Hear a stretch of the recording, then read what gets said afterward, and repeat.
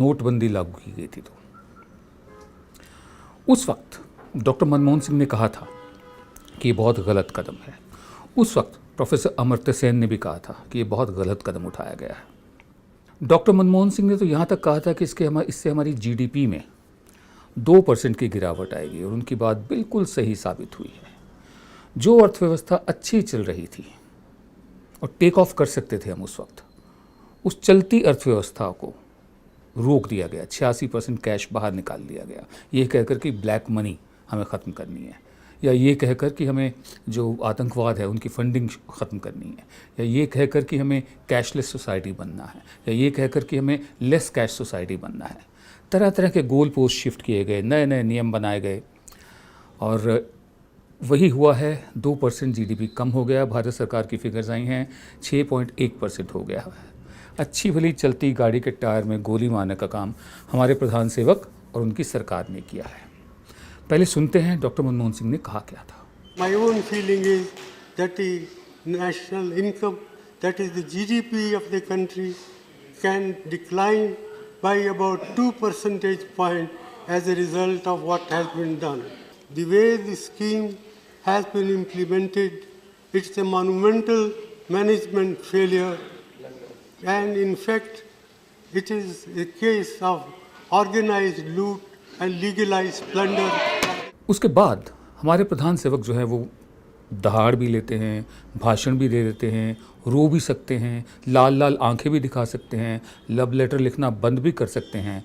उस वक्त वो एक याचक की मुद्रा में आ गए, हाथ जोड़कर कुछ मांगने वाले की मुद्रा में आ गए। बोले सिर्फ मुझे 50 दिन दे दो। भाइयों बहनों, मैंने सिर्फ देश से 50 दिन मांगे हैं, 50 दिन। 30 दिसंबर तक मुझे मौका दीजिए मेरे भाइयों बहनों। अगर 30 दिसंबर के बाद कोई मेरी कमी रह जाए, कोई मेरी गलती निकल जाए, कोई मेरा गलत इरादा निकल जाए, आप जिस चौराहे में मुझे खड़ा करेंगे, मैं खड़ा होकर के देश जो सजा करेगा वो सजा भुगतने के लिए तैयार हूं। एक साहब है राजेंद्र चतुर्वेदी, उन्होंने कुछ लिखा है, उसके आधार पर मैं आपको बताता हूं वो क्या कह रहे हैं।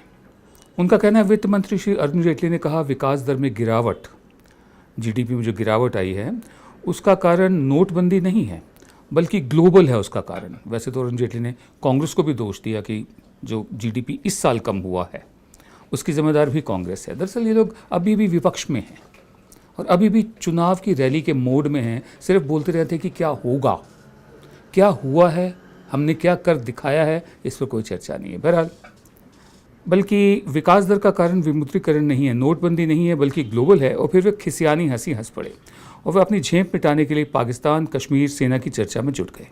इससे इतना तो साफ है कि मंत्री जी को मालूम है कि अर्थव्यवस्था की कमर टूट चुकी है। अगर वो दोष मढ़ रहे हैं ग्लोबल वैश्विक जो कंडीशंस हैं, ग्लोबल कंडीशंस पर और दुनिया भर के माहौल पर, तो इतना तो वो मान रहे हैं ना कि हमारी अर्थव्यवस्था की कमर टूट चुकी है। नवंबर 2016 से पहले अर्थव्यवस्था की जो रफ्तार थी उसी को उसी लय में लाने के लिए कम से कम 3 साल का वक्त और लगेगा, ये मंत्री जी मान चुके हैं। और जीडीपी की कहानी क्या है? जिस रियल एस्टेट सेक्टर में बीते साल 6% की विकास दर थी वो इस वर्ष घटकर 3.7% हो गई है। जिस मैन्युफैक्चरिंग सेक्टर की विकास दर 12.7% थी वो 5.3% रह गई है। ये दोनों सेक्टर ऐसे हैं जिनका अर्थव्यवस्था पर सबसे ज़्यादा असर पड़ता है। अगर मकान नहीं बन रहे हैं, बिल्डिंगें नहीं बन रही हैं, इमारतें नहीं बन रही हैं, तो इसका मतलब ये है कि जो कंस्ट्रक्शन मटेरियल होता है उसकी बिक्री भी नहीं हो रही है। ईंटें, सीमेंट, रेता, लोहे के सरिये, ये तमाम चीज़ें, इनकी भी बिक्री नहीं हो रही है। मैन्युफैक्चरिंग सेक्टर अगर बेहद कमज़ोर है, उसकी सेहत ठीक नहीं है, तो इसका मतलब ये है कि बाज़ार में घरेलू मांग जो है, डोमेस्टिक डिमांड जो होती है, वो भी बेहद कमज़ोर हो गई है। मतलब उसका असर व्यापार पर भी पड़ा है और व्यापारी जो कमाते थे वो नहीं कमा पा रहे हैं। रियल एस्टेट सेक्टर में कामगारों की सन 2011 में एसोचैम ने संख्या बताई थी कि वो 13 लाख लोग लगे हुए हैं रियल एस्टेट सेक्टर में ही। अगर इस संख्या को सभी माने तो क्योंकि ये सेक्टर बिल्कुल ठप हो गया है रियल एस्टेट का, तो मानना चाहिए कि 12 लाख लोग बेरोजगार हो गए हैं। इस आंकड़े में 1 लाख की कमी इसलिए कर दी है कि संभव है कि इतने लोग अधबनी इमारतों की तराई, सामानों की चौकीदारी आदि में अब भी लगे हों।